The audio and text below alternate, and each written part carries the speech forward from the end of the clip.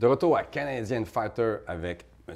Antonio Alves. Oui, on y va avec le dojo Bushido Konki, un groupe multidisciplinaire, donc au niveau du combat, des katas et du cassage. Très bonne personne, parce que j'ai rencontré moi, en personne Antonio Alves, et puis un homme très discipliné, c'est ce qui s'en va, c'est un homme d'affaires aussi. Hein. Je trouve intéressant qu'on associe homme d'affaires avec passion des arts martiaux. Oui. Donc, on s'en va à M. Antonio Alves à l'instant. Donc, un autre dérivé du Kyokushinkai, donc ils vont faire des katas cette fois-ci. Oui, les katas opposés. Ce qui est intéressant, c'est que, encore une fois, c'est l'orientation dans l'espace, le synchronisme. On commence à un endroit et on termine au même endroit. Au même endroit, comme tantôt. Donc, c'est encore une très grande précision par rapport au mouvement, parce que là, tu perds un peu tes points de repère. Oui, et on y va à son rythme et à ses capacités, parce que lorsqu'on est un jeune, comparativement à un adulte, on ne fait pas les mêmes foulées, on ne fait pas la même grandeur de pas, donc c'est bien, le rythme est respecté. Le rythme est très, très bon. Le kata. Bonne coordination, très bon mouvement. Synchro. Très synchronisé. On peut voir, c'est toutes des ceintures quand même très avancées. Hein. Oui. Donc, similaire kata, que ce soit en Shotokan ou en Shorin-ryu, on voit des katas où que ce soit le Basai ou que ce soit le Kusenku. OK. Et c'est un long kata. C'est un très long kata. Parce qu'habituellement, les katas ne durent pas si longtemps que ça, mais celui-là, le niveau de difficulté a l'air quand même assez élevé. Hein.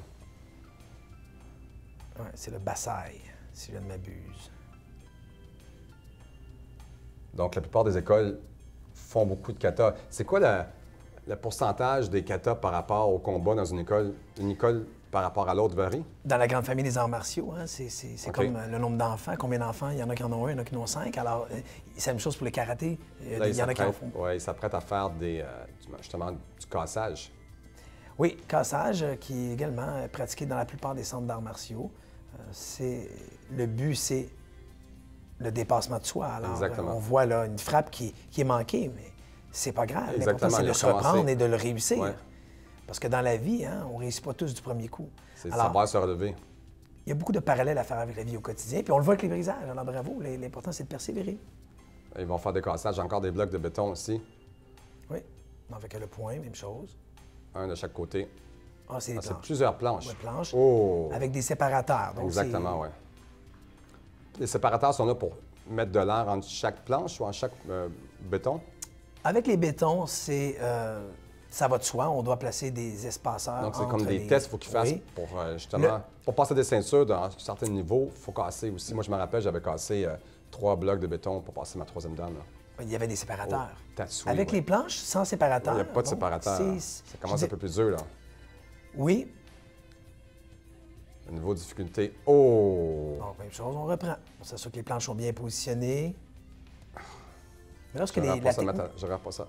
Wow. Mais lorsque la technique elle est bien faite avec les deux jointures supérieures, oui, il y a un risque de blessure, mais si on est bien entraîné, ça va bien. Ça va très bien. En tout cas, ils ont fait un bon travail.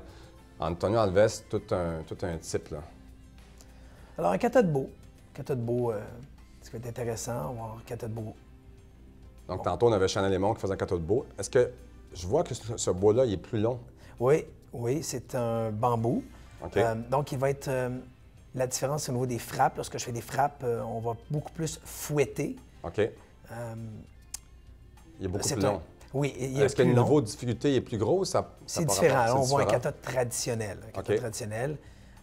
Donc, les positions sont... On voit des positions zenkutsu un peu plus, positions plus basses. Okay. Donc, il n'y a pas le côté création, le côté artistique que l'on peut retrouver dans le kata artistique de Chanel, Aimon. Et là, on voit des frappes plus standards. Parfait. Toute une démonstration. Toute une démonstration. Oui, monsieur. Donc, on s'en vient avec le mot de la fin. Donc, aujourd'hui, on a eu 5 démonstrations spectaculaires. Qu'est-ce que tu en penses, Marcelin? J'ai beaucoup aimé voir le multidisciplinaire, Patrick. Alors, on invite les gens à rester des nôtres. Puis nous, on se retrouve la semaine prochaine à Canadian Fighter.